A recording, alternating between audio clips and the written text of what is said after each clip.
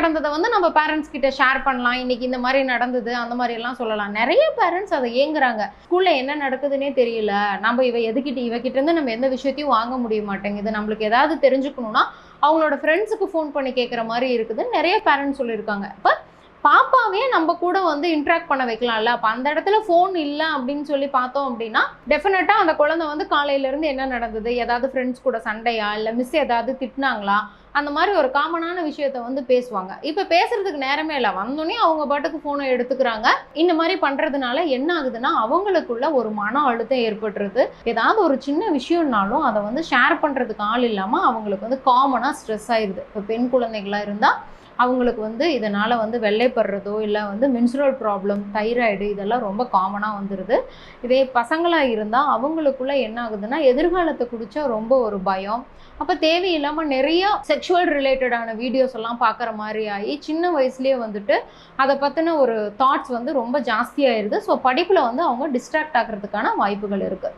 இப்போ காலேஜ் ஸ்டூடெண்ட்ஸை நம்ம எடுத்துக்கிட்டோம் அப்படின்னா அவங்களோட ஸ்க்ரீன் டைம் வந்து பார்த்திங்கன்னா மேக்ஸிமம் நைட் டைமில் ஜாஸ்தியாக இருக்குது. எந்நேரமும் வந்துட்டு ஃபேஸ்புக்கு, இன்ஸ்டாவில் இருந்துட்டு அதை வந்து ஃபாலோ பண்ணுறது, ரிப்ளை பண்ணுறது, அப்படி இருக்கும்போது சுற்றி என்ன நடக்குது, வீட்டில் என்ன பிரச்சனை, யார் என்ன பண்ணுறாங்க அப்படிங்கிறதும் தெரியறதில்ல. ஸோ இப்போ காமனாக எல்லாத்துக்கும் என்ன ஆகுது அப்படின்னா ரொம்ப லேட்டாக தூங்க ஆரம்பிக்கிறாங்க. லேட்டாக தூங்க ஆரம்பிக்கும் போதே வயிற்றில் குடல் தொந்தரவுகளில் இருந்துட்டு ஹார்மோன் பிரச்சனை வரைக்கும் பாடியோட மெட்டபாலிசம்ஸ் எல்லாம் மாற ஆரம்பிச்சிருது. பெரியவங்களை பார்த்தீங்கன்னா நிறைய வீட்டில் வந்துட்டு எல்லாருமே ஜாயிண்ட் ஃபேமிலியாக இல்லாமல் இருந்தாங்க, தனியாக இருந்தாங்க அப்படின்னா அவங்கெல்லாம் அவ்வளோ முதல்ல வந்து ஃபோன் யூஸ் பண்ணியிருக்க மாட்டாங்க. டிவி, சீரியல் அந்த மாதிரி தான் இருந்தாங்க.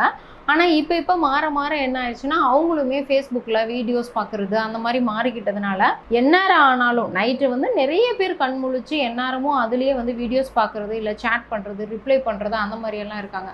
இப்போ பெரியவங்களோட தூக்கம் அதனால் டிஸ்டர்ப் ஆக ஆரம்பிக்கும் போது அவங்களுக்கு அடுத்தடுத்து மறைமுகமான ப்ரெஷரோ இல்லை சர்க்கரையோ இல்லை ரொம்ப நேரம் வந்து அந்த ஸ்க்ரீனை பார்க்குறதுனால கண் சம்மந்தமான பிரச்சனைகள், கண் ரொம்ப ட்ரை ஆகிறது, இல்லைனா வந்து கண்ணில் நீர் சொட்டிக்கிட்டே இருக்கிறது, தலை வலிக்கிறது, அந்த மாதிரியான நிறைய விஷயங்களை பாதிக்கப்படுறாங்க. ஸோ அப்போ இதுக்கு நம்ம என்ன பண்ணணும் அப்படின்னா ஃபோன் பார்க்குறத நம்ம ஒரு ரிலாக்ஸேஷனாக என்றைக்குமே நீங்கள் நினைக்காதீங்க. நம்ம ரிலாக்ஸேஷனுக்கு வேணுமா ஃப்ரெண்ட்ஸோடு நம்ம சேட் பண்ணலாம், இல்லைனா வெளியே ஒரு வாக்கிங் போயிட்டு வரலாம், அக்கம் பக்கத்தில் இருக்கவங்களோட நம்ம பேசலாம் இல்லையா.